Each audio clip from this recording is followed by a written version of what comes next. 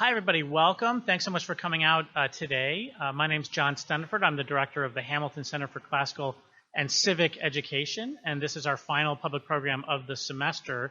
The Hamilton Center is a new academic unit at the University of Florida, and a core part of our mission is to teach about the ideals of the American founding and the Western intellectual tradition. We started this semester with two preeminent scholars of the American founding, and we are ending the semester with two preeminent scholars concerning Western civilization. So let me provide a brief introduction, and then they can get started. So first, Anthony Grafton, to my far left, is the Henry Putnam University Professor of History at Princeton University. He's a Fellow of the British Academy, a recipient of the Balzan Prize, former President of the American Historical Association, and is a scholar of early modern European intellectual history.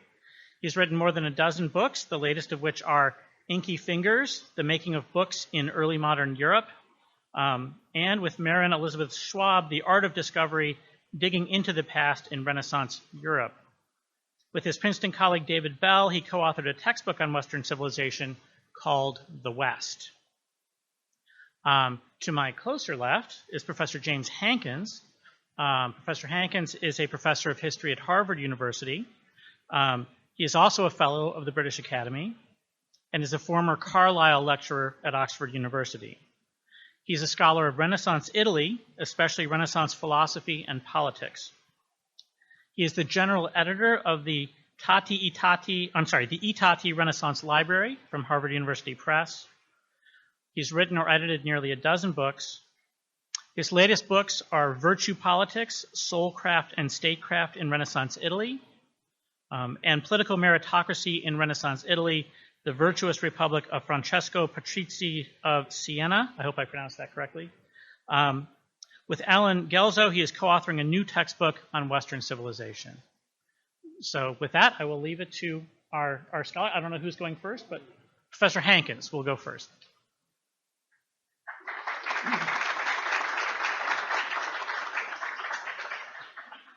I'm the warm-up band. Here, okay. So thanks very much for the kind introduction. Thanks for the invitation down here to Florida. And I'm very happy to see what's going on here at the Hamilton Institute and the university, which is quite impressive. So I am writing a history of Western Civ. Well, that's not what we're going to call it, but I'll get into the name later on. With my friend Alan Gelzo, who I've known since middle school. We are from the same high school, so that means we agree about nothing. But nevertheless, it's been a great adventure to write this book. So I occasionally meet my colleagues, even in this post-COVID era, and they ask me what I'm doing, and I say, well, I'm writing a new history of Western Civ, and I get this very odd look back. And so one response is, there's no such thing as Western civilization. Okay? This is a common response today. One of my former colleagues, a guy named Anthony Appia, wrote a book, or actually wrote an essay for the BBC called There Is No Such Thing as Western Civilization. And then he wrote a book called The Ties That Blind, which maintained the same thing, that there is no such thing as Western Civ. So the second response I get from my colleagues is, that's old hat. You know, you're writing in a dead genre. Western Civ textbook, that's something they did 20 years ago, 30 years ago.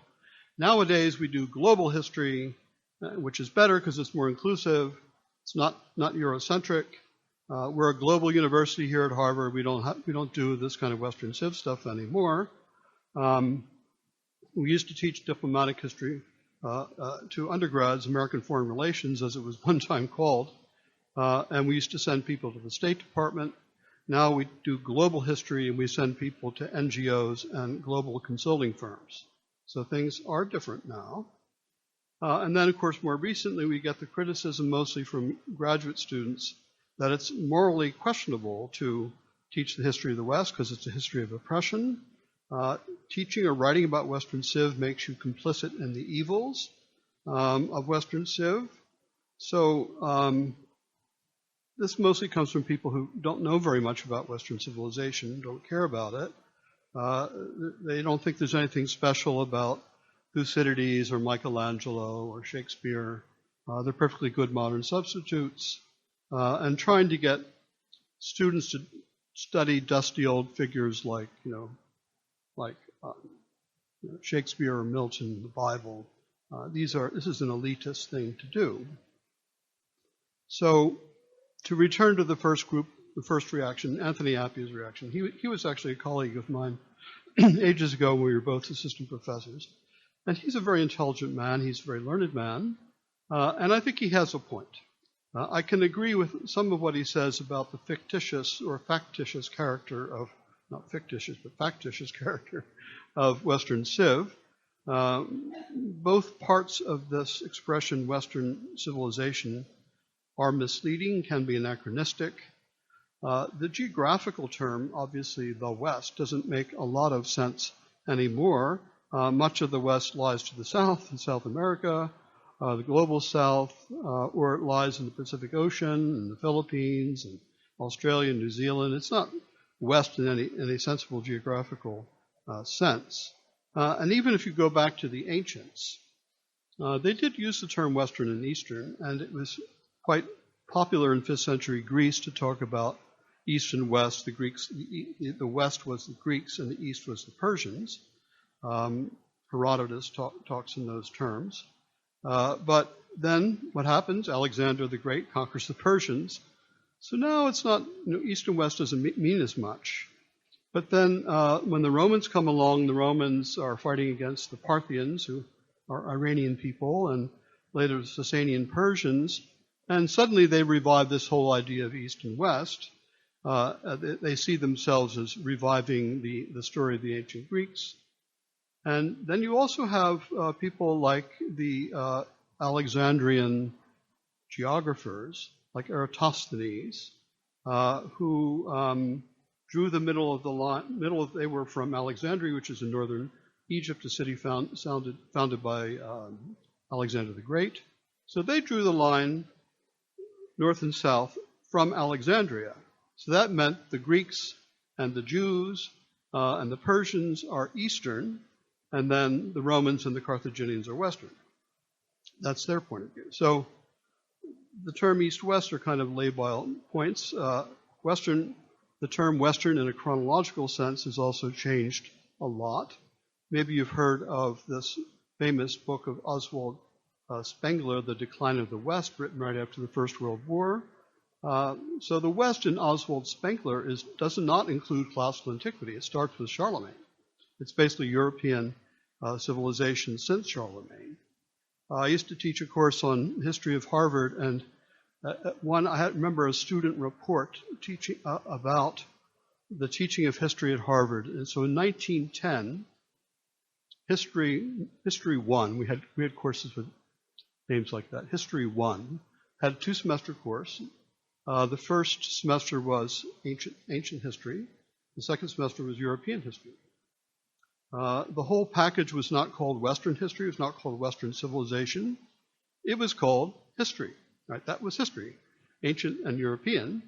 And if you wanted to know something about China in some of the small print, your teacher would suggest some books you could read. Okay, so they weren't really part of history as far as the gentlemen of Harvard in 1910 were concerned. So the packaging together of ancient with European history as Western is really a post-World War II phenomenon. So I think Appiah is right in one way to say that Western Civ is a modern term.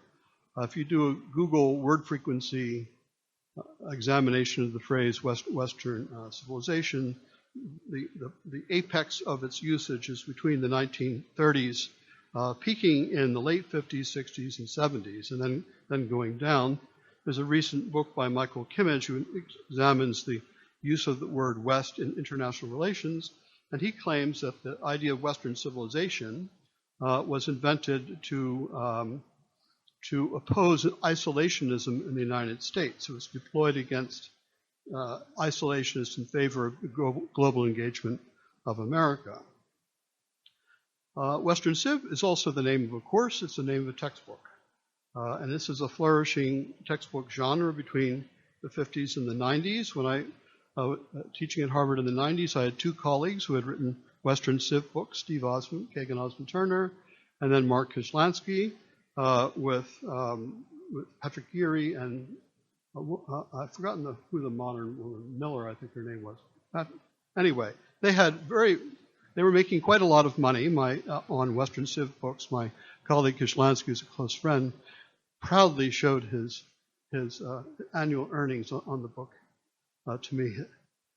But nevertheless, it was a genre that reached its height. The textbook genre reached its height in late 50s to 90s. Courses were often required at American universities. They had to study Western Civ to graduate.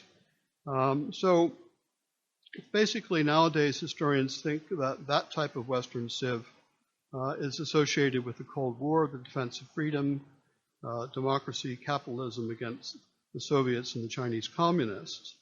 And it, in my view, essentializes the West and gives a highly misleading picture of what, in fact, was believed in Greece and Rome in Middle Ages and the modern world beginning in the 8th century BC. So Western Civ books in that period, and I've looked at quite a few of them, they're somewhat triumphalist. They believe that the West is the best and everybody else should learn from us. Okay. There was actually one textbook called The Triumph of the West, so you can say it's triumphalist. They present a kind of archaeology of the modern West, what the modern West wants to believe it is. So in the archaeology of the modern West, we have to go back to the Greeks for democracy. We go back to the Romans for republicanism, the rule of law. We go back to the medievals for the university and the distinction between faith and reason. We go back to the Renaissance for humanism. We go back to the early modern period for religious freedom, toleration, science, liberalism.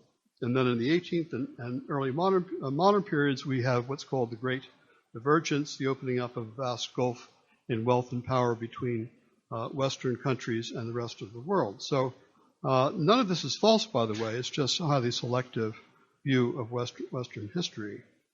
And then in the 1990s, basically the Western Civ courses were replaced by global civilization in that period, which is a great age of globalization and economics as well, so it makes a certain kind of sense. At one point I went through I was writing an article for Law and Liberty, and I went through all of the state standards for social studies.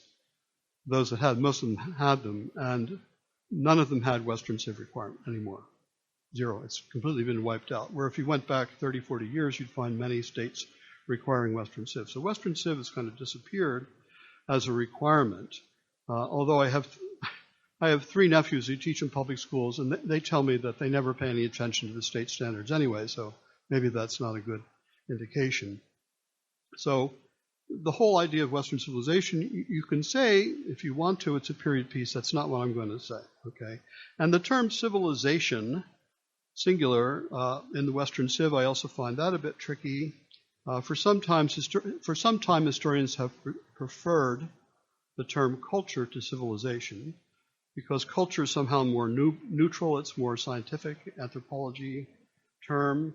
They don't like the fact that civilization is a complementary term, as the opposite of barbarism. They think that's putting your finger on the scale. That's not my problem with the term civilization. My problem with the term civilization is the singular.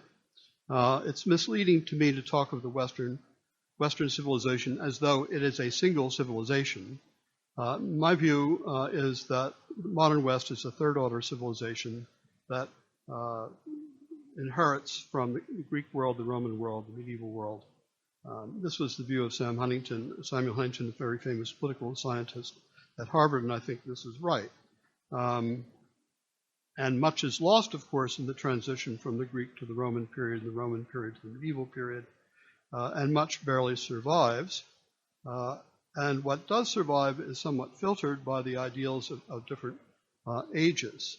So my short answer to the problem of Western civilization singular is we shouldn't really talk about Western civilization but I prefer to talk about the Western tradition.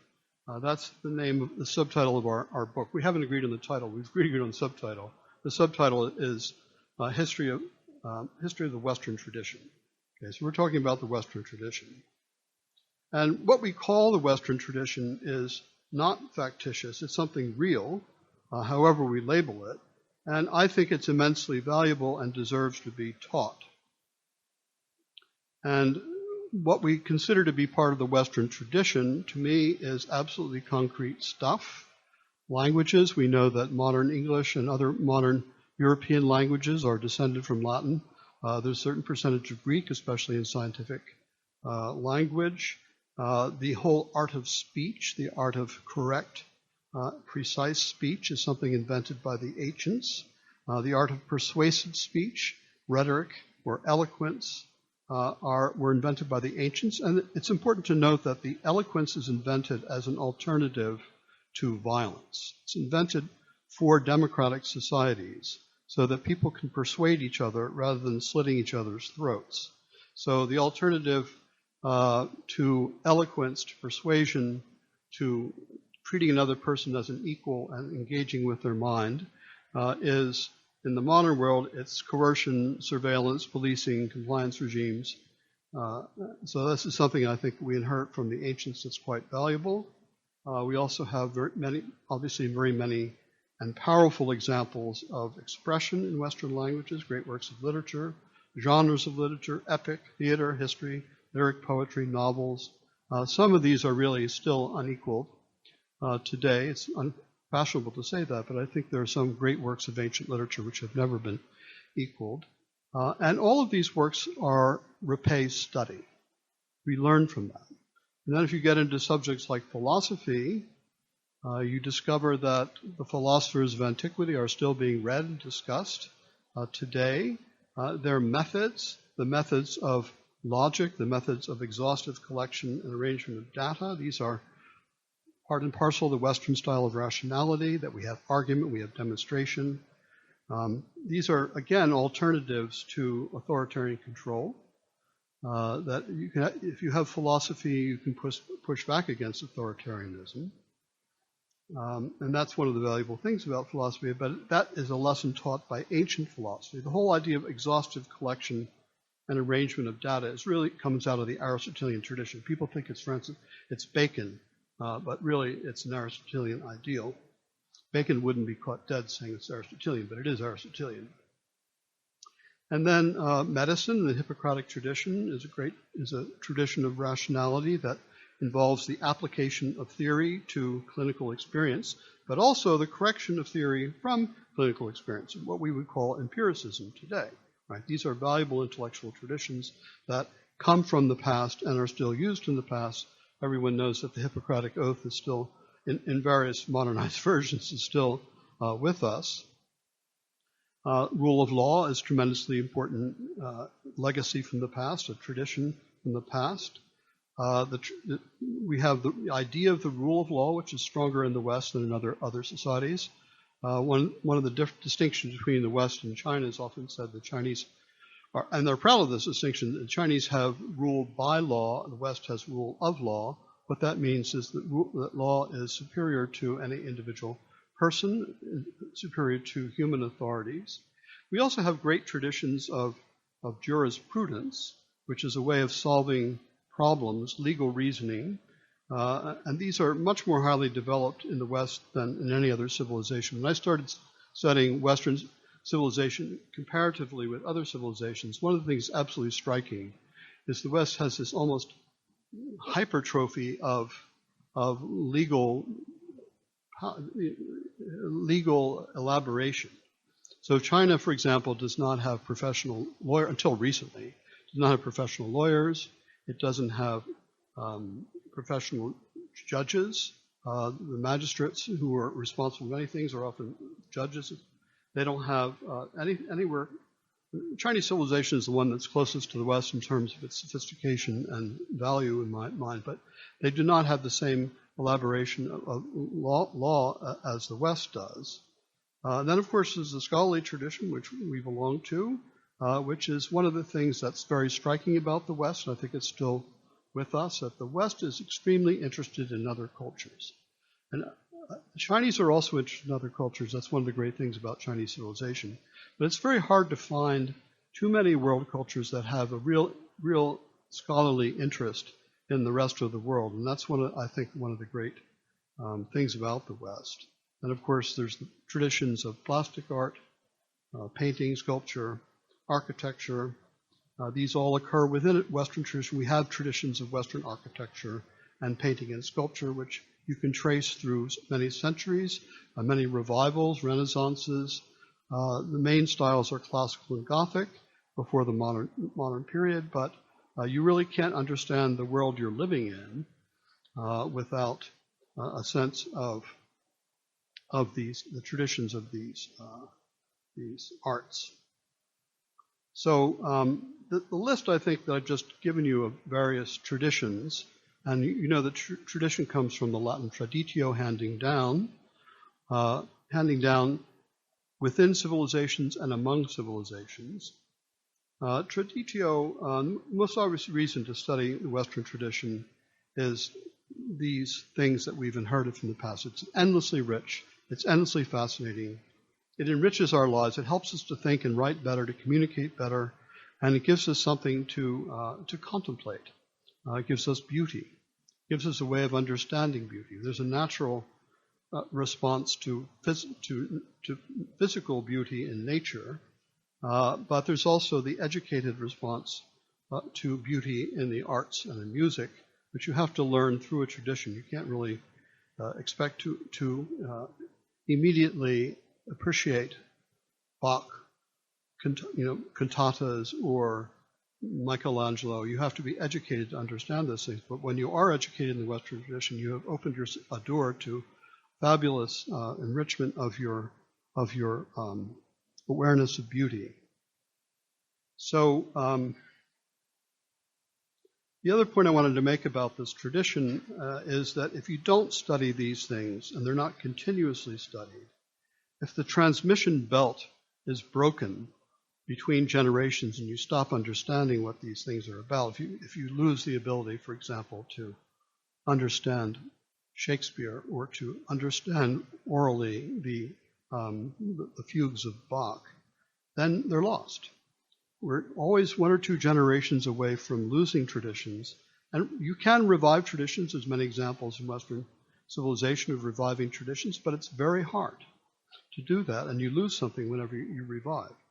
So if you take the example of literature, you're probably all familiar with the fact that it's much harder if you're a professor to get your students to read older books that have long sentences and unfamiliar vocabulary. You have to keep these things alive. The English language needs to be cultivated. People need to read old books that are difficult, which enlarge the vocabulary, or enlarge their historical sense. So you can't keep the use of the English language at the level it was in earlier generations without refreshing the springs. And I would add somewhat exotically that you really can't understand English well unless you also study other languages, Latin, Greek, French above all, that preserve the examples which were the models for writers in English. So, and I think, I studied the Renaissance period, and I think of all the difficulties Renaissance humanists had trying to revive the Latin of the ancients. Right? They believed that the best language ever invented was ancient Latin, which they believed was an artificial creation of literary artists, and they tried to bring it back, but they found it immensely difficult. It took them a long time to realize that Latin was a natural language that people actually spoke in the first century BC and AD. But nevertheless, it's very difficult to recover arts that have been lost. So that's one argument about why we should study Western Civ. The second argument I'm going to mention is, and this is very unpopular, that the study of Western history in particular nourishes practical wisdom. We can learn from the past. And we can get perspective on the present from studying the past. This is a very unpopular view. In the 19th century, at some point, They did away with what was called prudential history, the reading of history, study of history for practical wisdom. This had always been, by the way, the purpose of history, writing from Herodotus down to the 18th century, is you're supposed to read history and inform your practical wisdom, find out what worked, what didn't work in the past, get a sense of the way statesmen and military leaders above all made decisions and whether they worked or not. So this was really knocked out in the 19th century. Hegel was a great opponent of this. He made fun of the French revolutionaries who kept comparing themselves to the Roman Republic. He thought that those poor clowns didn't understand that the Roman Republic and the 19th century, 18th century France were completely different, and they couldn't model themselves on the ancients. That was just off the table. But there's, of course, a widespread sense, which is among us even today, that the modern world with its technology and its wealth and its power is so unlike the ancient world that we're so superior to the ancients that we don't have much to learn from the ancients. We don't need to go back and study Roman history and medieval history for our prudence, to make ourselves wiser. And this I don't agree with. I'll just say it. I don't agree with this view. First of all, I think that studying the past gives us a perspective. The long view of history gives us a sense of our blessings, but also our challenges. We learn that we've been here before. Anything that strikes us as a threat or a danger, you can go back in history and see we've been here before.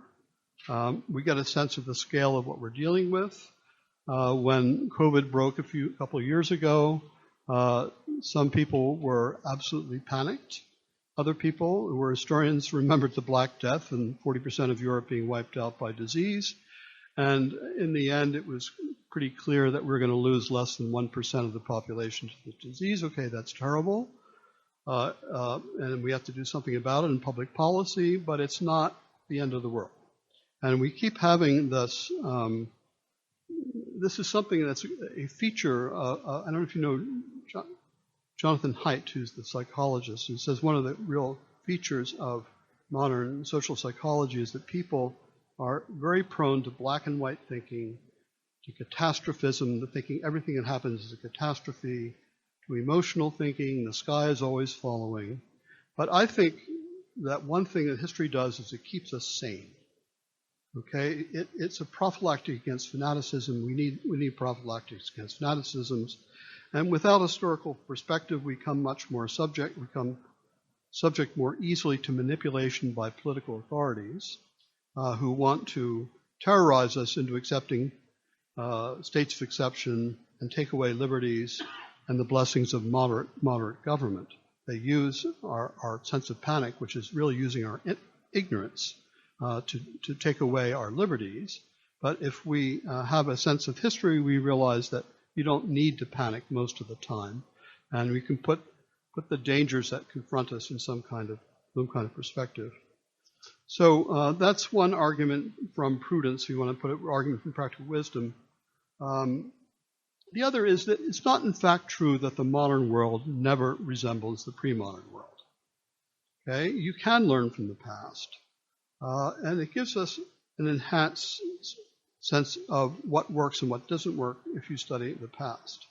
So I'll give you an example of the Peloponnesian War, which is the worst conflict, according to Greek historian Thucydides, that the Greeks had ever gotten into, largest scale. It was a terrible war because it disclosed to the Greeks that they were, despite all their civilization, that they were barbarous, that they were doing horrible things. And after the time of Thucydides, there's a great kind of soul-searching within Greek intellectual circles. They couldn't understand, why can't we stop these revolutions? Why can't we stop states from fighting each other? Why are we always tearing ourselves apart? The Greeks still ask this question, by the way, but they had the sense that things were out of control. Their societies weren't working, their political systems weren't working. So there's a whole lot of reflection in the 4th century BC about how to improve the character of rule, how to make rulers better and how to make political systems better. Most famous, of course, are Plato and Aristotle. who both talk about improving the character of leaders, making them morally better, giving them better education, putting them in touch with reason, making them less subject to passion. But also they're very interested in political arrangements. How could you organize society in such a way that you wouldn't have factional strife? This is one of the themes of Aristotle's Politics, that you can balance the humors of politics, balance the popular against the oligarch, and come up with something that would be more stable. And then they continue to have these debates about how we can stabilize the Greek state system. In the 4th century, one of the proposals was for a common peace that came in after the end of the Peloponnesian War. We have to have a method of peacemaking. One thing we could do, they thought, let's have a federation. Let's get several city-states together and form a federation which will protect us from the violence of more powerful city-states. So all of this stuff actually sounds very familiar. And another solution was world government. They thought that if you had a single king or single ruler, Alexander the Great, who dominated the entire state system of the Greeks, then you could have peace. So these are very familiar solutions to the same problems we face today: problems of political instability, factionalism, partisanship, and interstate violence. And some of the solutions we have are very similar to the Greek solution. So reading history and political thought gives you a kind of broader sense of how these problems can be solved. Okay, I have one more thing to say about why we should study Western Civ, and this again is somewhat controversial. My argument is that civilizations civilize. They can improve us, will improve us, not necessarily improve us. And I admit I'm using civilization here as a persuasive definition. It's what political science calls a persuasive definition. You define something in such a way as to persuade someone that it's good. So, and the persuasive definition of civilization is something that makes us better, something that civilizes. Civilization is something that we aspire to, not that we possess, not that we already. It's a little nugget, golden nugget, what Anthony Appiah called it, golden nugget we pass down from one generation to another, but an aspiration to be civilized, to be less barbarous, to be more human. And this argument is rooted in antiquity too. The ancients also talked about what really is civilization. The earliest Greeks all thought, very simple, to be civilized is to be Greek. And the Greek word for civilization is Hellenismos, right? Is Hellenicness or Greekness. Okay, it's their word for civilized. But you get, from after the conquest of Alexander the Great, you start hearing a different phrase. You get to hear the word civilized barbarians, right? Which is an oxymoron in Greek because the word for civilization is Hellenismos, right? So greater familiarity with the barbarians sometimes did not breed contempt, but bred respect. So the great Alexandrian polymath, Eratosthenes, and I'm quoting now Strabo, who's quoting him, says, Eratosthenes withheld praise from those who divided the whole multitude of mankind into two groups, namely Greeks and barbarians. He declared it would be better to distinguish mankind into the virtuous and the bad. For not only are many of the Greeks bad, but many of the barbarians are civilized. Indians and Iranians, for example, and Romans and Carthaginians to our west, he's writing in the 2nd century BC, who conduct their government so admirably. So here's a Greek who says, these barbarians aren't so barbarous. They're really more civilized. His only word for it could be Hellenism, than we are, than we Greeks are. And what he tells you, even tells you what he thinks makes the barbarian civilized, makes any state civilized. It's respect for law, capacity to govern themselves, education, paideia, and refined native tongues, meaning they speak well, they can communicate well with each other, they can engage in persuasion rather than violence. So one finds the same idealized concept of civilization and barbarism in Plutarch, who's a major author in the Western tradition. Everybody read him in the later Western tradition. In other Greek authors, this idea, the Cynic philosophers even went so far as to make the argument that the barbarians are more civilized than we Greeks are. The Scythians, who were always held up as the most barbarous people of antiquity, the Scythians are better than we Greeks are. So this is a philosophical argument. But the Romans, as in so many other matters, were imitating the Greeks in this. When they talked about civilization, however, they didn't use the word Hellenismos, Greekness. They used the word humanitas. That's the Roman translation of the word civilization, humanitas. It's used in Cicero, it's used in Pliny. So for the Romans, the goal of civilization is to become more human, to realize more fully the capacities of human nature.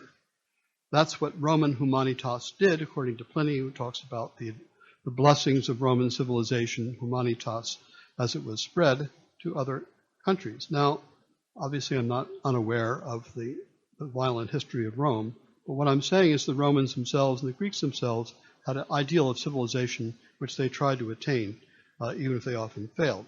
So, when I'm saying that civilization civilizes, I'm also not thinking here of the modern idea of the mission civilisatrice, right, the civilizing mission.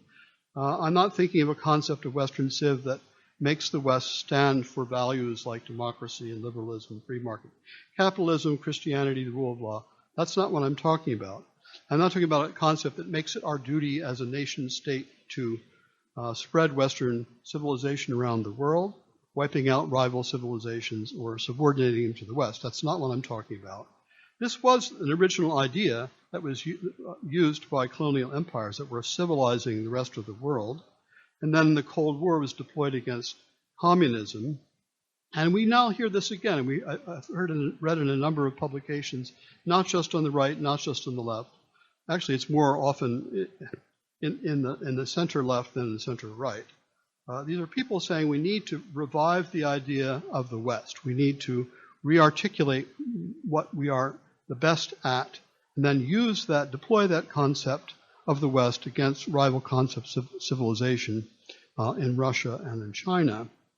So this is not what I'm talking about. I think actually it works the other way around. I think it's the nation state that has to be civilized. It's not the nation state that spreads civilization. There's a logic of power which operates in states and international relations and economics, which dehumanizes us. Machiavelli is the great exemplar of this logic, that states are ultimately driven by necessity. They have to set aside moral standards and values in order to achieve the goal of power, or at least the minor goal of not being destroyed by other states. So you have to follow the logic of power in order not to be destroyed by competitors. There can only be competition, never cooperation, never genuine friendship between states. So this is not what I think is. This is what this conception of the nation state as its idea of necessity and realism is something that needs to be civilized. For me, what civilization rightly understood as the capacity to do and can do in our time is to work against and undermine the supposed logic of necessity and to show its limitations and even its ultimate failure. Because in fact, realism does fail. International relations built on the idea of necessity and pure self-interest does fail. Our civilization can teach human beings that they're capable of higher, less selfish motivations. We're not born for ourselves alone, but for our family, our friends, our country, and the human community. This is Seneca revising Plato. Civilization in this ideal sense can only occur if we cultivate it by historical study and the study of literature and the arts. The past has examples of human greatness which we need to preserve and imitate and adapt to our modern world. We can be civilized by our tradition, and that is something our contemporary world desperately needs. Thank you.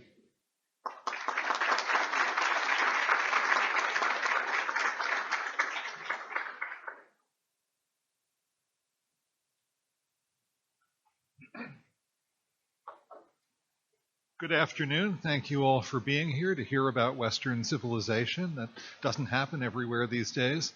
And it's a great pleasure to be here, and I have warm thanks to the Hamilton Center for inviting me and for making the trip very easy and pleasant. It's, of course, terrifying to talk about anything after James Hankins, particularly Western civilization. He's a world-renowned scholar, but in his local world at Harvard, with which he has now and then been in conflict, he has a different kind of renown as an extraordinary teacher whose scholarship infuses what he offers. And you've all heard that extraordinary range, the command with which he speaks about such a vast canon of texts, the ease with which he moves from the West to China and back, and the Gibbonian elegance of his sentences. So imagine having to speak after that, and you'll understand how I feel right now. So James has really, I think, laid out very much my own understanding of what we're teaching when we're teaching Western civilization. And I'm not going to go over the same ground. I agree, we're teaching about a series of cultures which are sometimes in communication with one another across time and space and sometimes not, and which have all told over the millennia created a kind of Battenberg cake of civilization which we inherit but don't necessarily consume as elegantly and fully as we should. So instead of talking about that, I'm going to do the egotistical thing and talk about how I teach Western Civ. It's a rare thing. We like to keep our classrooms secret. We don't like to reveal what we actually do in them with our students. This is professorial privacy. But I think that will give a compliment to what James has given us. And I believe, by the way, just to say this at the start, that 1,000 flowers should bloom in teaching Western Civ. Philosophers should teach it on the basis of textual analysis. Literary scholars should teach you to appreciate form. Religion scholars should teach in a way that emphasizes the history of religion and belief and ritual. All of that is completely, in my view, not only laudable but desirable. So let me start with a story. More than 30 years ago, I was engaged, and James was one of my partners, in preparing an exhibition of manuscripts and books and images from the Vatican Library. We were under the patronage of a great scholar, the late Father Leonard Boyle, a wonderful human being and a wonderful scholar and librarian who had invited us to take on this task. And Father Boyle did something which eventually proved unwise. He allowed us, as he allowed others, to work in the stacks of the Vatican Library. So he would take you downstairs in the wing where the stacks were. He would open a door which was like nothing so much as a submarine bulkhead door, made in New Jersey. And as the door swung open, he would say, "Stand back, my boy, and let the bad air out." And it was really true that something like the Boig in Peer Gynt would emerge from this doorway. "We have 80,000 manuscripts in this library," he would say, "many of them written on the skin of animals, all of them bound in it. And at night the animals come back and haunt the library." Now, I think this story was not just a joke. He was a gentle man, and I think he was telling us something. You don't get beauty without sacrifice. You don't get civilization without barbarism. And for me, that's the core of my teaching of Western Civ. Not because I am saying, well, on the one hand, there are all these great achievements, which James Hankins tells us about, and now I'll show you why we should cancel them. Rather, it's because I think that the creators of these cultures, like us, were human. They did certain things magnificently, they did other things terribly, and as a historian, it's my job to give a sense of both, which can never be complete. So you're teaching Western civilization, and you get to teach Athenian democracy. What a fantastic thing to teach. You teach about great politicians. You teach about the defense of Greece during the wars with Persia. You teach about the growth of a new and more expansive kind of democracy and citizenship. You teach about a new kind of patriotism based on a vast expansion of service in the growing navies of the state. You teach about the creation of a huge citizen body by any pre-modern standard. You teach about the invention of a political culture, which, as James said, was based on persuasion. persuasion, the art of coming to conclusions without having the kinds of civil wars which had tortured Athens in earlier centuries. You teach about the building of the great complex on the Acropolis, an extraordinary accomplishment, the creation of art forms. And you can get into the granular detail and show your students that this is not just a story about ideas floating in the Empyrean. You can show them a claritarian, an Athenian machine for jury selection, which randomized the membership of juries, and show them that this was a democracy which functioned in some ways probably better than our democracy manages to function, that this was a huge, practical, real, lived creation of humanity. The other side is the terrible side, the story of endless struggle, endless combat, endless subjection, endless destruction. And when you teach about Athens, you have to teach about the dark as well as the bright side of Athens if you're a historian. And that means that in teaching about Athenian democracy, you not only talk about the decisions that Athenians themselves came to question, the decisions during the Peloponnesian War, which Thucydides, in his great history, has criticized so well as almost not to leave any task for anyone else, like the destruction of the city and island of Milos in 416, or the execution of Socrates, which Plato really lays out for us. But I think also, and I teach also, about the silver mines of Laurion in Attica, where 20,000 enslaved persons at a time toiled, some of them actually living underground, to mine the silver and the lead that the Athenian Republic needed, the silver helping to finance the state's expansion, the lead providing the connectors. Those magnificent buildings on the Acropolis had stone blocks which were held together with the poisonous lead mined by enslaved persons. I don't think Thucydides minded that at all, and that's where I think that he, like all of us, he was a lot greater than we are, but he was a blinkered witness, and we're all blinkered witnesses. So what I try to do, looking at Greece, looking at Rome, looking at the rise of a Christian civilization, looking at the Middle Ages, and I get down to about 1600 before I and my students are so tired we all have to stop, and then leave things to a modernist. It's bad enough living in the modern world. I don't want to have to teach about it.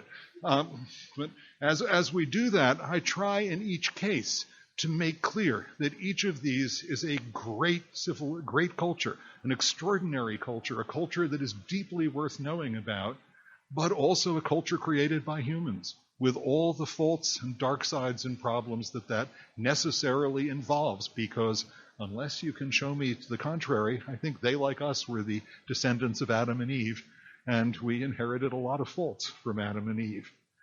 So this is what I try to do, to teach that every document of civilization is actually also a document of barbarism. And you have to understand the two things together, as Walter Benjamin, the great German critic, taught us. So I teach as a historian of culture. That's how I think of my practice. This is a way of teaching history which came into being, as James said, in the 19th century, as a way of turning away from the old political history, which taught about battles and dynasties and kings and was aimed at teaching policy to people who ruled. It was created not accidentally in Basel, a merchant city rather than the core of an empire, by Jakob Burckhardt, a great historian. And what Burckhardt practiced in his lectures to students, and he was the model of a great scholar who was a great teacher. He was asked to give lectures away from Basel. And unlike me, here I am in Gainesville, he would write and say, I'm terribly sorry, I can't leave Basel during the academic year. My students need me. You've got to admire someone like that, even if, like faulty me, you don't emulate him. But what Burckhardt did was to try to teach what he called the history of cultures, or indeed civilizations. He played with the two terms. The idea was to teach not about events, but about structures, customs, beliefs, to teach about the way people lived, the way people felt, about private manners and public institutions, to show that, as a great novelist once put it, the past is another country. They do things differently there. What you learned from a teacher like Burckhardt was not so much what happened in the Italian Renaissance, the subject to which he devoted one of his greatest books, but what it was like to live in the Italian Renaissance. This was a revolution in history. It had great advantages. The old history, for all its value as a way of teaching prudence, was also deeply unhistorical. It rested on the assumption that we and the ancients and the medievals are all pretty much similar people. Cultural history said, nope, that's actually not right. You have to fight your way into the minds of people before your own time. It included participants that the old history didn't. Women take the stage in Burckhardt, not as often as they should have, but much more often than they had before. And it documented its arguments in a wonderful way. Because for Burckhardt, any story, however silly it might seem, could tell you something about the culture in which the event in question took place. So my favorite is in his Greek cultural history. There's a story about a Greek called Hippocleides. As a young aristocrat, he was competing to marry the daughter of the great political figure Cleisthenes. It's a big competition, and he's at a party, and he just decides to start dancing. And he's dancing, and he's dancing. He's finally basically headbanging, waving his legs in the air, and people are saying, you can't do this. This is going to be bad. And he says, Hippocleides doesn't care. And Cleisthenes finally says, you're not getting my daughter. And he says, Hippocleides doesn't care. Now, this is a Herodotus story. Herodotus is known as not always being reliable. Burckhardt said, it doesn't matter if it's true. It's a story about Athens from the 5th century, and it tells you about the social life of this people. It tells you that there was a lack of absolute decorum of a kind you wouldn't believe if you just read Thucydides and read his account of how Athenians lived. So cultural history pulled together this kind of evidence from story after story, document after document.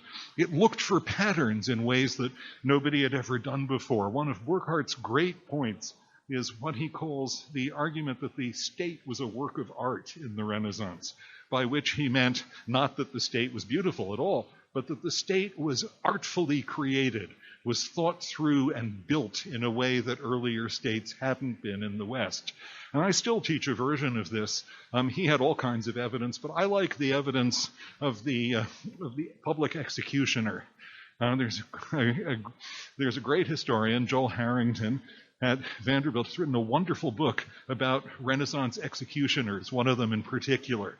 And you find out that public execution was long established for centuries, but it's really in the 15th and 16th centuries that execution becomes a profession, that the state hires the best executioner they can find, and that executioner becomes a specialist in carrying out a public execution in an elegant and as painless as possible way. It's all in the follow-through if you're doing it with a sword.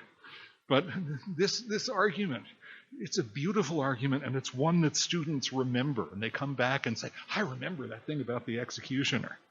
Now, Burckhardt's version of cultural history was brilliant. It's inspired me since I first met it as a student, but it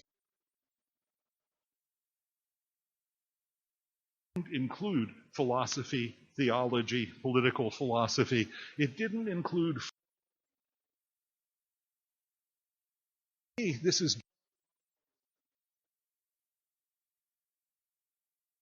parties or the way people make fun of one another. It's all part of a history of culture, with the proviso that the big texts tend to be the way that cultures talk to later cultures, that they remain in conversation with us, and that they remain of deep importance to us. I'm a believer, despite all the modifications, that we have learned we still employ vital ideas from these earlier civilizations, as James said in his account of the unhistorical Western Civ. It's not that that's wrong, it's just it's very partial, but it's really true. And students can learn about that only by reading the texts that record the big political ideas, that record understandings of nature. Burckhardt had another problem, though. He really believed in nations. He thought that each culture was the product of a nation, that there was an Italian nation, a German nation, a French nation, and each of them lived in a very distinct way in all forms of its life. And that's a real problem if you're trying to trace the the history of a long-term Western tradition. It makes it really hard to talk about conversations across time. And in fact, Burckhardt couldn't do that. Burckhardt, in his account of the Italian Renaissance, says, well, reviving the classics, that wasn't really very important. What really mattered was that they were Italian. Well, that's rubbish, as we've just heard from James Hankins very eloquently. The classics are vital to the new culture of the 15th and 16th centuries. And his version of history couldn't accommodate that. That's why Western Civ has to think in terms of traditions. You have to look at what's handed down and what isn't handed down. Burckhardt's version of Western Civ, finally, also was lacking in another kind of conversation, conversations between cultures. He was not really willing to imagine that Greeks had powerful conversations with non-Greeks. And I still remember a lot of what I'm saying now is the practice that I learned as an undergraduate at the University of Chicago when Western Civ changed my life. I was going to be a classicist. I had learned Latin and Greek. I loved the classics. And I took a Western Civ course in the summer and learned how to think historically. And it changed my life. I'm still wearing my Western Civ tie. The first thing I did was to take Western Civ again the next year in order to be sure. And I was sure. It's a way of teaching that has immense power. It can pull people in, can give people a kind of comprehensive and cosmopolitan introduction to the life of the past that other forms really don't. But at every stage in my formation, and I think this is true for anyone who teaches, I've learned new things. The version of Western Civ that I got was very pro-Greek, and there's nothing wrong with that, but I still remember a math major standing up and saying, Professor, do you know about Babylonian mathematics and astronomy? And the professor said no. He said, you mind if I say something? And the professor, and this was wonderful, said, I'll give you the next class.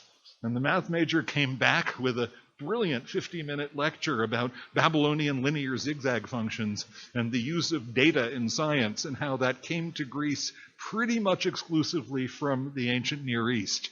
That was a wonderful lesson, and it's one that I've always tried to retain, so my Western Civ has a lot of conversations. I do believe that these are cultures, but they have very labile borders. They're always in conversations with other cultures. In fact, one way to think about the West is that it has, until the Great Divergence, been poorer and weaker and in crucial ways less civilized than other cultures around it with which it traded and was in conversation. But it was really good at stealing ideas and running with them. And you know, historians tend to obsess about origins, but what happens to ideas, like, for example, printing, is as important as their origins. So in the 16th century, Westerners say, we're cool, we innovate, we have printing, we have the compass, we have gunpowder. And of course, Louis Leroy says, well, actually, those all come from China. But the fact is, the West did do new things with each of them. You know, paper came to the West from the Islamic world. By the early 15th century, an Islamic imam wrote a fatwa declaring that Muslims could use Christian paper that had Christian watermarks in it because the Christians were outproducing the Muslims in making paper. So the West has its power, and one of its powers, we really know how to steal things. You know, that's a useful thing to do. So things you do, or I do when I teach Western Civ. I teach from primary sources. I wrote a textbook, but I would never assign the textbook. I can't imagine how you can do that. I mean, what do you tell your students? Thanks for the vacation. Not going to work. So we work entirely from primary sources of every kind, and we try to learn a bunch of things. How to follow a complicated argument in a number of areas, how to tease out the principles, the explicit principles and the implicit assumptions, the unstated assumptions in a text, how to see patterns, how to see the way in which different spheres of a culture can be connected. And we test how well we're doing by tests in which we give out passages from the sources with no identification and ask the students to identify them and explain the reasons for their identification. And you really see, often they come up with things we haven't taught them. They're seeing patterns that are there that nobody taught them to see. A couple of remarks. One oddity of Western Civ, and I think this goes back to Burckhardt, is that Christianity has a very odd position in it. Many Western Civ courses and textbooks really excuse themselves from teaching Christianity. which to me is really like putting on a Hamlet without a prince in it. This is a central part of Western history from the origins of Christianity to the present, and it has to be there. Again, this was part of Burckhardt's real inability to see things that lasted over centuries, but it was also part of a personal distaste. He didn't really have a lot of understanding for people who were Christians. He didn't think the Emperor Constantine was a Christian. He didn't think the humanists were Christians. He really just didn't get it. Now, I'm Jewish, but I've spent a large part of my life studying the history of Christianity. It's one of the wonderful things Western Civ does for you. And that has to be part of your story. So, what's different in my story besides the fact that it emphasizes to some extent the West's contact with others? Well, one part is it has some participants who weren't there in the old days. There are more women in my version of Western Civ, as there were in reality, than there were in the old curriculum. So my students come to think about early Christianity through the Passion of Perpetua, as well as the Confessions of St. Augustine. They think about the rise of a new logic and a new kind of philosophy in the Middle Ages with the help of the letters of Eloise, as well as the autobiography and the sic et non of Abelard, with whom she had a child and a difficult relationship. When they're studying Renaissance humanism, they read Christine de Pizan as well as Petrarch, and they get a wider and richer view, I think, than I did with the old all-male curriculum in which I was steeped, much though I loved that.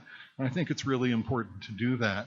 My Western Civ also has some Jews in it, as Western history did, and some Muslims, and that is also vital. It's really important that people realize that there was never a pure West which didn't have people from Africa, which didn't have people from Eurasia, which didn't have people of different religions and beliefs. So the disadvantages of this kind of Western Civ are clear. I can't give the kind of introduction to working through texts that you can in a great books course, in which you read the texts but don't worry so much about context and don't worry so much about that dark side, which, as I've indicated, is there. That's definitely a weak point. It's also, you go ridiculously fast. Teaching Western Civ this way is like one of those tours where you're woken up with, "Hi, it's Tuesday, we're in Belgium," and you're just whizzing past everything. And I think the only advantage I would cite for that is that one of the great things about the West is the tradition of teachers pissing off their students. And this goes all the way back to the pre-Socratics. Different traditions have different ways of linking teachers and students, but the characteristic way in the West is the teacher says one thing and the student says, "Nope, that's wrong." The two greatest philosophers, they do polls every year. The greatest philosophers in the Western tradition are Plato and Aristotle, according to our professional philosophers. Plato was the teacher, Aristotle was the pupil, and Aristotle thought Plato was wrong, and of course was rewarded by his pupil Theophrastus with a certain amount of contradiction. So one thing I always hope to do in my course is get people annoyed because we're going so quickly. One student I had who dropped out of the class but stayed in touch and wrote his senior thesis with me is now teaching at St. John's in Annapolis, where the curriculum is entirely a matter of reading classics, but he complains that they go too quickly. 3 weeks for Dante? It's not enough. Advantages. I think the primary advantage is that this kind of teaching can help people learn to think historically in a culture in which very few people think historically. It's a way of teaching which lets them raise questions with themselves. Who do you see? What do you see as what makes things happen in history? Do you think individuals actually push events? Do you think it's all groups and institutions? Well, obviously the answer is both, but you can interpret many different situations in the past in different ways. And setting things up so students can think this through as they study Western Civ seems to me to be a real advantage to them. So one advantage is just this ability to set this up not as a set of answers, but as a set of problems which don't have right answers, but do offer a way of thinking. For many, many years, the Western canon was preserved in the English-speaking world for men of a particular social level and a very small number of women. and possession of it was a mark of social and often political eminence and power. It was presented, by the way, also in a deep and intensive way. You learned the languages, and in a continuous way. One thing that it's hard for us to imagine is a world in which you had the same education that your father had and your grandfather had and your great-grandfather had, reading the same texts in the same ancient language. That's an extraordinary thing, and that's not a world that's ever going to come back. So teaching Western Civ seems to me to be wildly different. It's a way, at least I try to make it a way, of opening up worlds to not to imaginary students, but the students who are around me in my actual classroom. Students whose acquaintance with this world is much lower than it would have been for my students 50 years ago. I recently asked the students in a seminar of 13 how many of them had read the Bible. 3 of the 13 had read a fair amount of the Bible. 1 came from a Christian high school. 1 came from a public school, but had pious parents who had her read the Bible. And the 3rd had read the entire thing very carefully, but in Chinese, in the middle school in Beijing that she had attended. That's the world we live in now, and it's a world teaching has to be adapted to that world.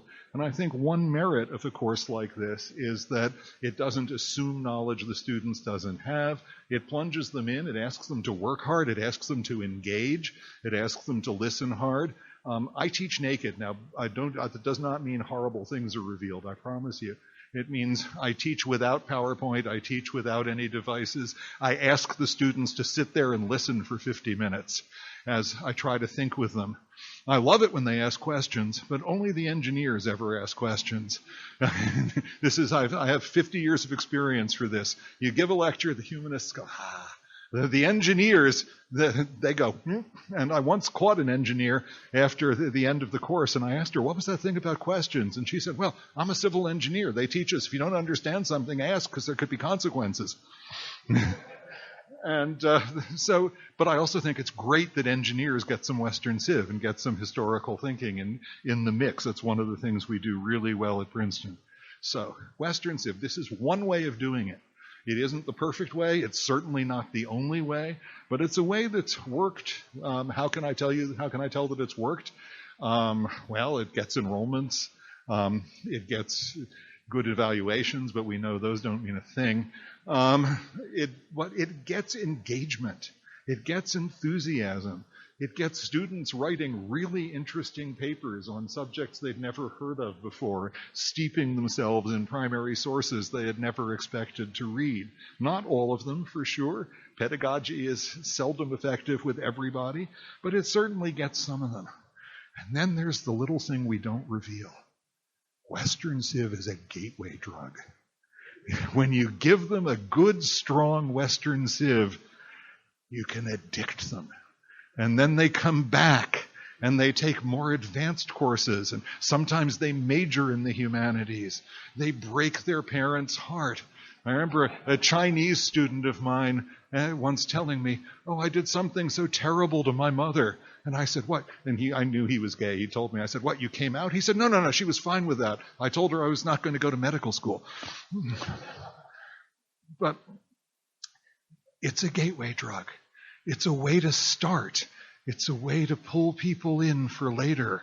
You throw out the net, and you'll always catch some of the fish. So, what to say at the end? I'm going to quote a great pagan, Symmachus, who had a lot of trouble with Ambrose, the bishop of Milan, over whether the statue of victory could be put back in the Roman Senate. And Symmachus, defending the idea that people should be allowed to exercise the religions of their choice, says, non uno itinere perveniri potest ad tam granda secretum. Test? No. There's no one road by which we can arrive at a secret that's that sublime. That's what I think of when I teach Western Civ. Thank you.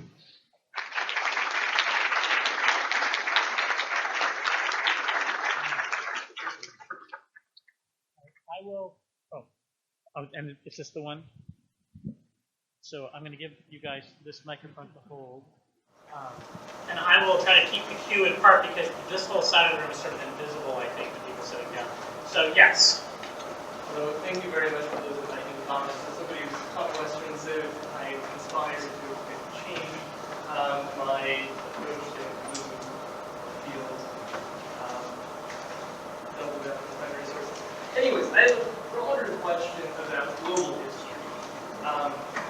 because implicitly your comments militate against this idea of Western civilization as part of global history, as kind of a discrete part. And when we think of modern history and the colonial domination of some parts of the world by Europeans, we can't really understand those historical moments without kind of a deep understanding of those discrete civilizations. That's kind of another unit within a global history program. So what are your views? I mean, obviously, Western civilizations, tradition, are a discrete unit, but should they be within kind of a broader global history curriculum, or is there a justification for separating that tradition?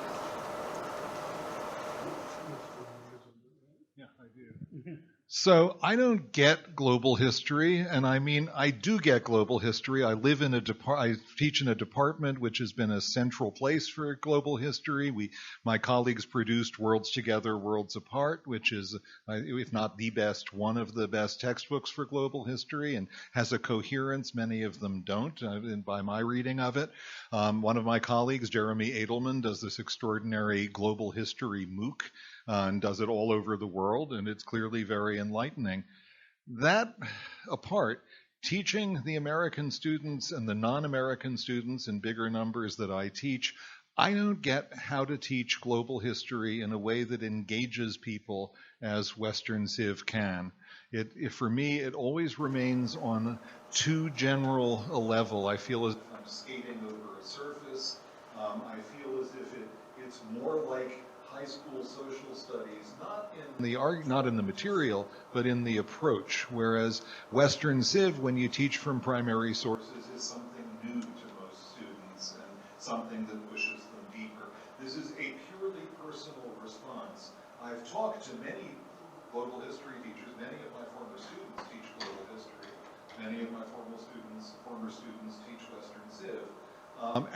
So this is my very personal response. For me, the question is, which course does more for the student? I think global history can be amazing. I was educated at the University of Chicago, which was a global history department before anybody else was. The chair was William McNeill, whose book, The Triumph of the West, is not exactly an advertisement for non-Eurocentrism, but nonetheless, he was writing and teaching global history in a provocative and original way. And the people with prestige in that department were the Chinese historians, the Eurasian historians, the South Asian historians, not the people that worked in that pathetic little wizened appendix on the west end of Eurasia, Europe, which was regarded with contempt. So I don't speak as someone who hasn't been exposed to this over decades.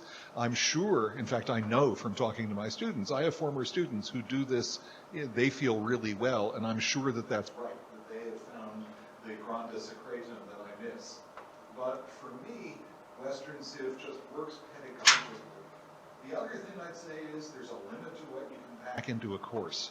In America, we argue about courses as if that's all anyone is ever going to learn. We confuse the course with the canon, with a lifetime of curiosity, and that seems to me to be a real problem in thinking about curriculum. I don't believe in forcing everybody to take the same thing. I think a department should, as mine does, have a Western Civ and a global history that both advertise themselves to students, and we see which they choose and which they like. That seems to me the right and proper way to do it. But my pure response is I want to get students to respond. I find it's when they read Perpetua and they find out what it was like to know you were about to be thrown to wild animals for your beliefs. When they read what it was like for a Roman woman around the year 200 to tell her father that she was something different than he had expected her to be.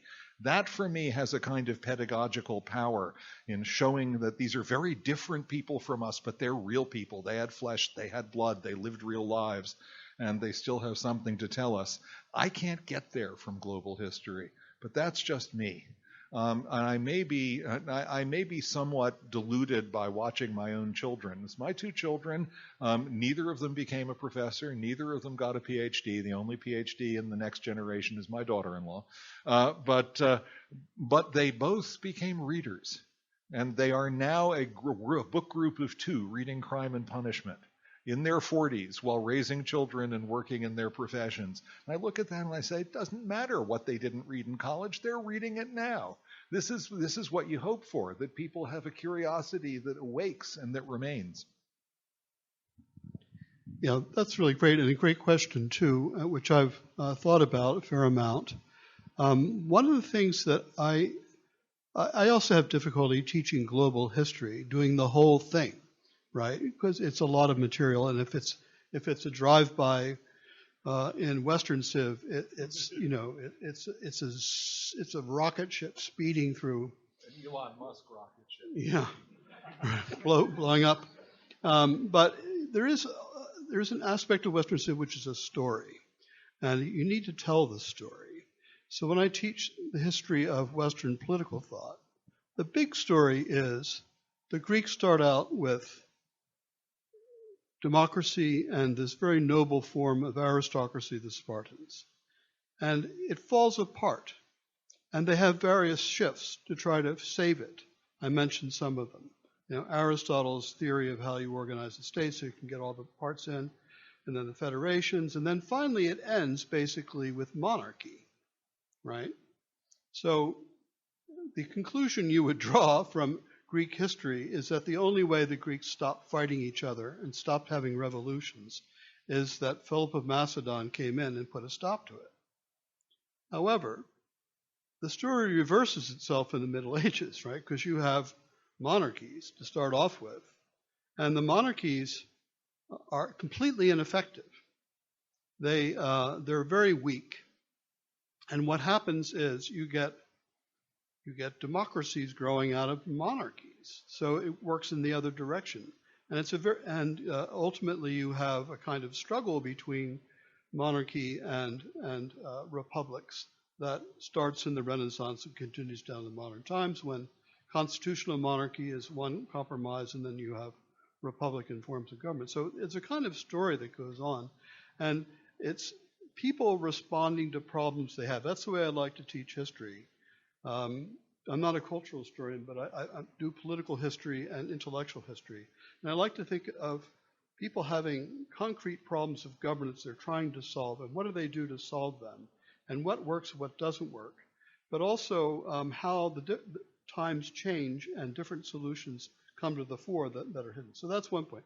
The other point I want to make about global history, I don't do global history, but I do comparative history. And I teach a course at Harvard with a Chinese. It's not completely disreputable because I teach it with a Chinese historian, but the course is on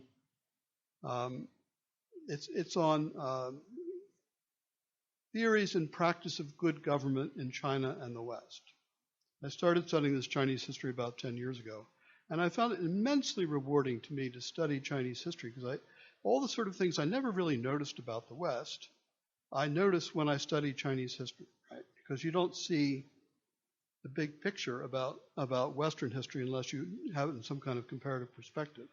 So you study Buddhist kingship or Hindu society or Chinese government, and you see things about the West you don't see. So I'm all in favor of comparative history, although I think it probably should be targeted in some way to make particular comparisons.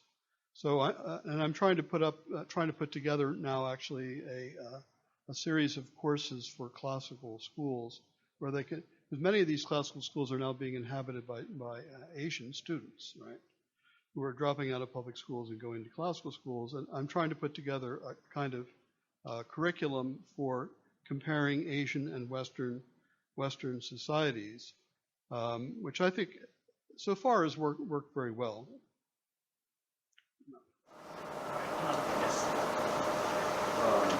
Thank you, Professor Thornton.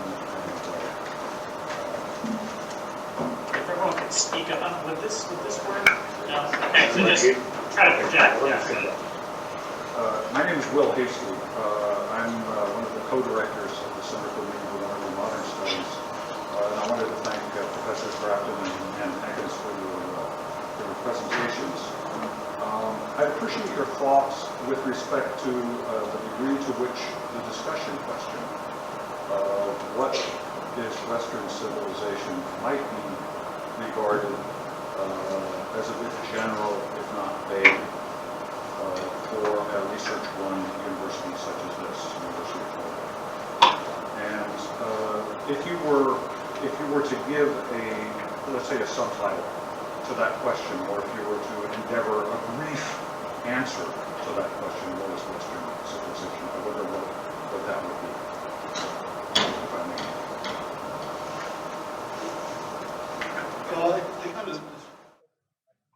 Well, I tried to address this in the my little talk that I consider there is no such thing as Western civilization. I agree with that much of Anthony Appia, but I think there is a Western tradition which runs through different civilizations.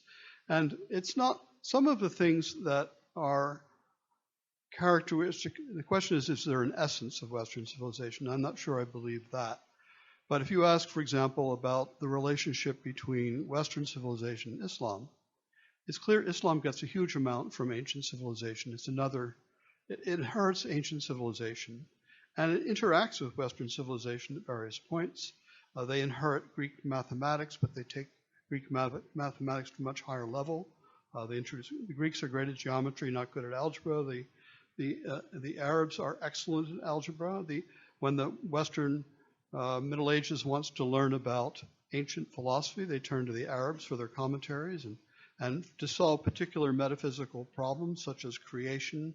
How do you adjust the account of creation in Aristotle with the creation in the Bible with Aristotle's eternity? So, but I don't think you can call Islam Western. And the real reason, of course, is it's Islamic and not Christian. So I don't want to say that there's an essence of Western civilization that you could define. Nietzsche says somewhere, only that can be defined which has no history. What you can talk about is a tradition that survives over time. And so that's what I would consider to be, I don't like the term essence, but I consider what Western civilizations do is they create a tradition and they preserve it. And you want to? Yeah, the only thing I'm the kind of historian who regards thinking as a work of supererogation. It's virtuous, but historians are not required to do it. James is a different kind of historian, and so I'm always more comfortable going in the other direction. I'm much more capable trying to think from the details of my scholarship and the details of my reading what kind of civilization I see as existing in a given period. So I'm not really good at the title and subtitle thing because it's just not the way that I've ever worked. I work from Hippocrates not caring on out rather than working in. Yes. What are your studies of the Western culture? What do you believe has led to higher level thinking? What have you done in your studies that has evolved your way of thinking and processing information? That's a wonderful question. Thank you. I'm not sure that anything has. I may be incorrigible.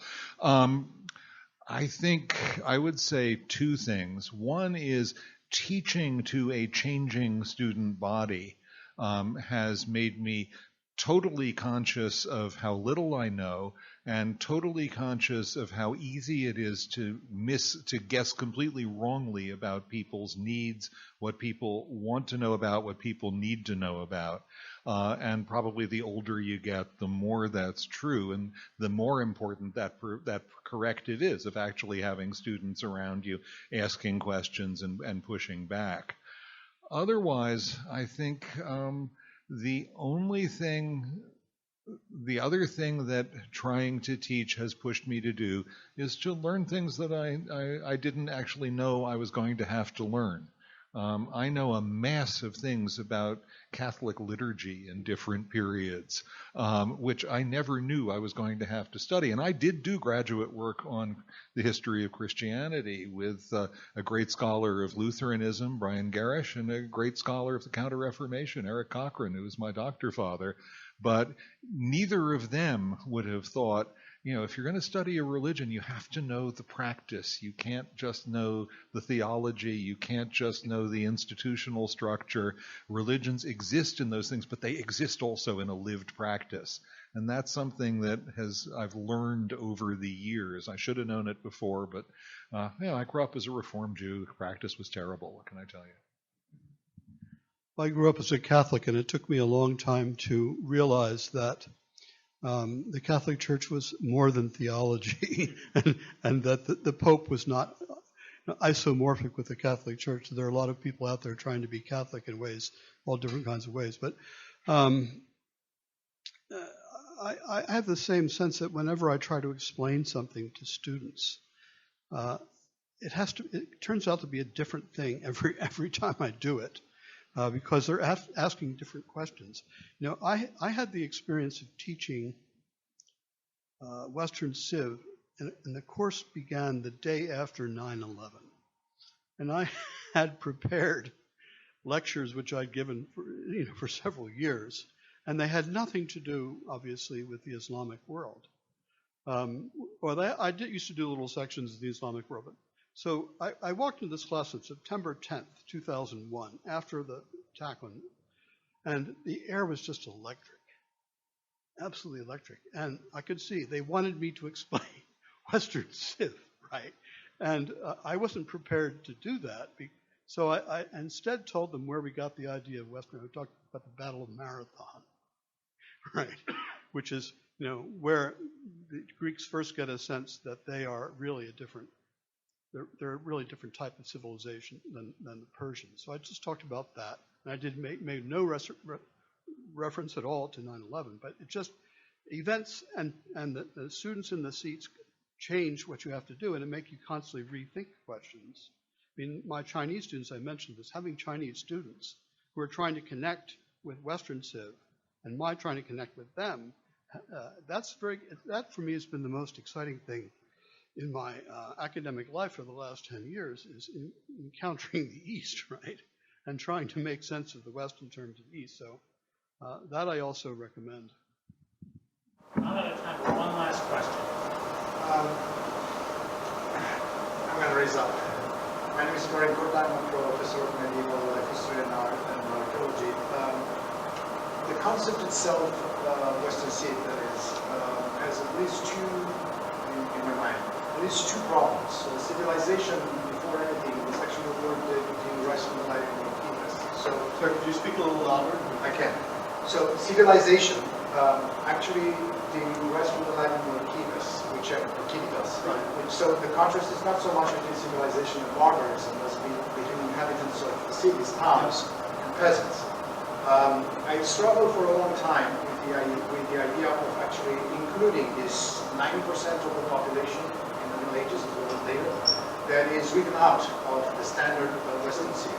I think in many ways this is unfair, because besides philosophy and art and music and whatnot, there's an economic model that actually underpins Western Civ. And at least for the period I'm interested in, the Middle Ages, that section of the population, the largest number of people living at the time, peasant. Probably more important for me personally is the geographic element here, Western, not civilization, but Western. When I came to this country, I was struck by this idea, because I recognized in the way this was taught something that I knew was European history. To be frank, Western Civ is, you're not going to find the Western Civ course in any university in Germany, or in France, or in Romania, or in Poland, or whatever. And what I'm interested in is that actually much of what is considered to be Western Civ, at least for the section of the Middle Ages that I teach, or I used to teach, is actually European history, but only a part of Europe is considered in that. 3 sections of the European continent are written out. And This to me is an indication that it's not so much the ability to emphasize the colonial powers. Long before the contact with the outside world in the modern period, Westerners or the inhabitants of the western part of the European continent did learn about the eastern half only after the Mongol invasion. It takes somebody from outside Europe to make the West know that it's much larger. Thank you. Great questions. To the first, I'd say I don't see why the origins of the term civilization have to bound us in our use of it, which is much wider. In my own course, in fact, cultivators and enslaved persons and enserfed persons have a substantial place in every period that I teach. As for selectivity, you're absolutely right, but I don't see that as avoidable. In the context of a pedagogy, the question is not between being selective and not being selective, but between being selective and not doing anything in elementary pedagogy. The other thing I'd say about Europe is European education is changing rapidly. The system I know best is the German one, which has evolved over the years from one in which 5% of the population went to gymnasium and 4% went on to university, and there was a vast amount of assumed common material that you could rely on, like that whole last year that students spent reading Goethe's Faust line by line. That's gone. And what Germany doesn't have Western Civ courses, but German students nowadays could really use Western Civ courses. And my friends who teach in Germany laugh at me when I suggest this and say that's a stupid, naive American. And I look at what they're doing, and this is no longer the old system where a student came from gymnasium and then had 10 years moving from university to university to add to that culture. It's not how the system works anymore, and the system has not adapted to that. So I agree. What we do is highly imperfect in every way. There's no part of it that couldn't be improved. But I still think it's good enough to be useful, and that's where I stand. Yeah, you'll be happy to know that Russia, Eastern Europe, and Central Europe are part of our Western Civ our Western Civ book. The Russians won't like it. Maybe they will. I mean, a part of Russia has always wanted to be European, right? We won't say Western because that's anachronistic.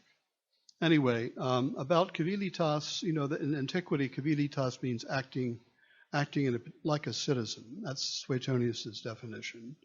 The term they use, what is usually translated as civilization, is humanitas, and the opposite of that is imanitas, right? It's cruelty. So the fundamental meaning of humanus is someone who treats you like a fellow human being and is not cruel towards you. So that, to me, is the fundamental moral sense that I'm trying to recover, actually, in understanding what Western civilization is. I'm not saying it's exclusive to the West. The Chinese also have a great tradition of what I would call humanitas, the idea that which is in Confucius and Mencius and Xunzi and all the others, that the way to, they're giving advice to rulers, the way for the ruler to become a good ruler is to forget himself, forget what he thinks is his interest, and thinks in terms of his people, and that will make him secure. It's almost like a Machiavellian argument. That if you want to be a secure king, if you want to be loved and remembered and not have to fight, you treat other people better. You don't think entirely in terms.